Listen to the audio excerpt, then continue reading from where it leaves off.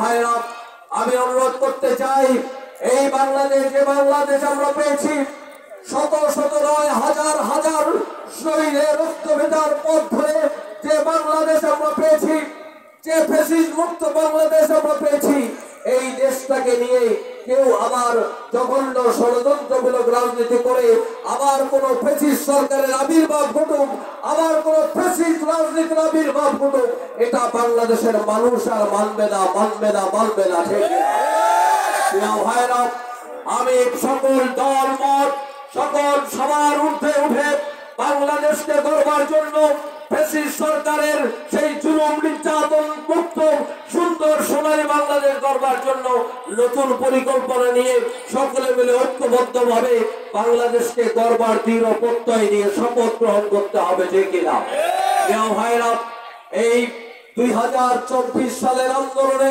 প্রায় 2000 আমাদের ছাত্র যুবক বিভিন্ন পেশাজীবীর মানুষ যে রক্তাক্ত ইতিহাস সৃষ্টি হয়েছিল, পৃথিবীর ইতিহাসে বিরল, গুলি করছে আর বুক ছেড়ে আমাদের আবু সাইদের মতো শহীদেরা তারা বুক ছেড়ে দাঁড়িয়ে বলছে, তোমরা যত গুলি চালাও আমাদেরকে রাজপথ থেকে সরাতে পারবে না। এই বাংলাদেশে আর কোন জুলুম আমরা করতে দেব না। এই শপথে বলিয়ান হয়ে শহীদ আবু সাইদের শহীদ মুক্তরা যেভাবে জীবন দিয়েছে এই বাংলাদেশকে গড়বার জন্য, কোরআনের বাংলাদেশ গড়বার জন্য আজ আমাদেরকে দীপ্ত শপথ গ্রহণ করতে হবে। ঠিক না প্রিয় ভাইরা, আজ অল্প সময়ের মধ্যে আগামী দিনে জাতীয় সংসদ নির্বাচনের প্রেক্ষাপট তৈরি হচ্ছে। অনেকে অস্থির হয়ে গেছেন খুব দ্রুত নির্বাচন দেওয়ার জন্য।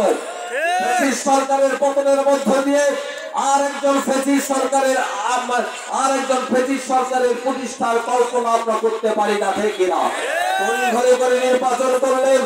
আজকে ফ্যাসিস্ট সরকারের অনেক দোসররা প্রশাসনে রয়েছে, রাজনীতিতে রয়েছে। আজকে রাজনীতিতে তারা নেপথ্য থেকে আজকে বাংলাদেশের রাজনীতিকে অন্ধকারাচ্ছন্ন করার পরিকল্পনা করা হচ্ছে। ঠিক কিনা ভারতীয় সরকারের পক্ষ থেকে নানা ধরনের ষড়যন্ত্র কার্যকরী করা হচ্ছে। সুতরাং বেশি তাড়াহুড়ো করতে গিয়ে আমরা যেন নতুন করে আর এক ফ্যাসিস্ট সরকারের আবির্ভাব করার সুযোগ না দেই, এ ব্যাপারে আমরা সদা জাগ্রত থাকবো ইনশাআল্লাহ। ঠিক কিনা প্রিয় ভাইরা, আমি সর্বশেষ যে কথাটি বলতে চাই, প্রথম হচ্ছে রমজান মাস হচ্ছে তাকওয়ার মাস। রমজান মাস হচ্ছে কোরআন ভিত্তিক সমাজ গঠনের দীপ্ত শপথ নেওয়ার মাস।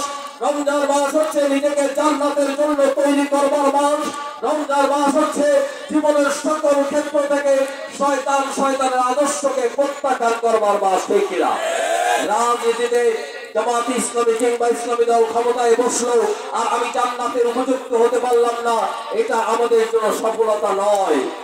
বরং আমাদের সফলতা হলো আমি জান্নাতের জন্য আমি তাকওয়ার ভিত্তিতে ঈমানের মজবুতের দিক থেকে আমলের দিক থেকে আমি কতটা মজবুত হতে পেরেছি, কতটা আল্লাহর গোলাম হতে পেরেছি, জান্নাতের জন্য কতটা নিজেকে তৈরি করতে পেরেছি, এটা হচ্ছে 1 নম্বর বিষয়। ঠিক কিনা বাংলাদেশ জামাত ইসলামী দীর্ঘ সময় আপনারা জানেন তাকওয়ার ভিত্তিতে কোরআনের ভিত্তিতে ব্যক্তি সমাজ রাষ্ট্র করবার জন্য দীর্ঘ সময় ধরে এই ময়দানে কাজ করছে। ঠিক কিনা বাংলাদেশে অনেক রক্তাক্ত ইতিহাস হয়েছে, কিন্তু ইসলামী আন্দোলনকে দুর্বল করতে পারে নাই।